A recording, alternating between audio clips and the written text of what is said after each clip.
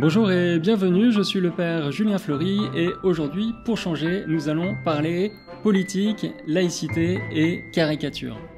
La liberté d'expression, c'est l'article 11, je crois, de la Déclaration des droits de l'homme.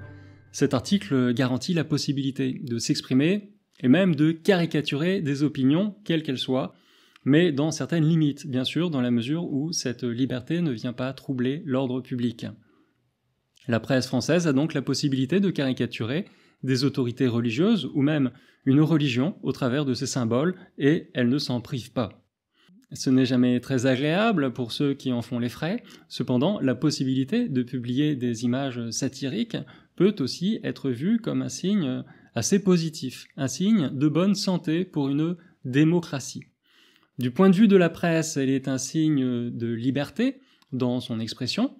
Pour la société civile, elle rappelle cette valeur fondamentale qui est la liberté de conscience. On est libre de croire, de ne pas croire et d'exprimer son point de vue. Et puis, du point de vue des religions qui sont prises pour cible, la caricature est aussi un signe d'humilité et de liberté intérieure. Ce n'est pas la culture ambiante qui me porte à croire, mais un appel que je ressens personnellement. Je suis prêtre catholique, mais donnez-moi un crayon et une feuille de papier et je suis tout à fait capable de vous faire rire en relevant les outrances que je remarque dans ma propre religion, dans ma propre paroisse.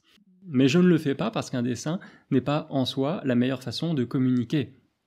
Une caricature en particulier ne remplacera jamais un bon dialogue. C'est comme un slogan dans une manif, le genre littéraire de la caricature ou du slogan est à manier avec beaucoup de prudence. Ce sont souvent des messages à l'emporte-pièce qui peuvent dire des choses que l'auteur n'avait même pas imaginées. Et puis, il faut rappeler que les religions ne sont pas toutes sur un pied d'égalité vis-à-vis des caricatures. Premièrement, parce qu'il y a une tradition française de la caricature qui remonte au siècle des Lumières. L'Église catholique a pris l'habitude de se voir caricaturer, et les évêques ne font pas de procès si le pape ou Jésus lui-même sont tournés en dérision. On a bien compris que ce serait faire le jeu de nos détracteurs en donnant plus de retentissement à ces images. Deuxièmement, les religions ne conçoivent pas les images et les caricatures de la même manière. Dans la foi juive, et surtout dans l'islam, les représentations de Dieu ou des prophètes sont interdites, ce qui n'est pas le cas dans le christianisme. Dans la foi des chrétiens, Dieu s'est rendu visible par l'incarnation et il s'est même laissé caricaturer et humilier jusqu'à mourir sur une croix.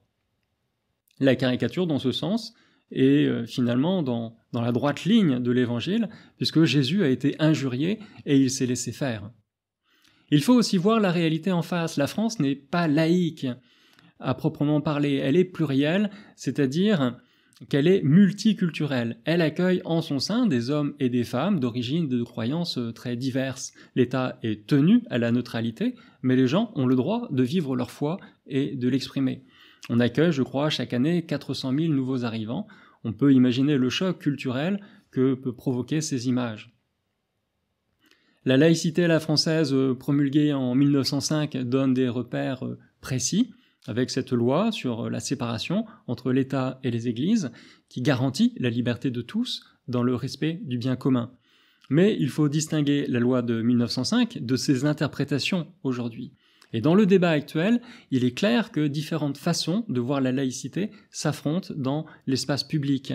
Et des sociologues ont distingué jusqu'à 7 façons de voir la laïcité, de la plus exclusive à la plus inclusive. Nos politiques sont les partisans d'une laïcité exclusive quand ils font de la caricature le symbole suprême de la laïcité à la française.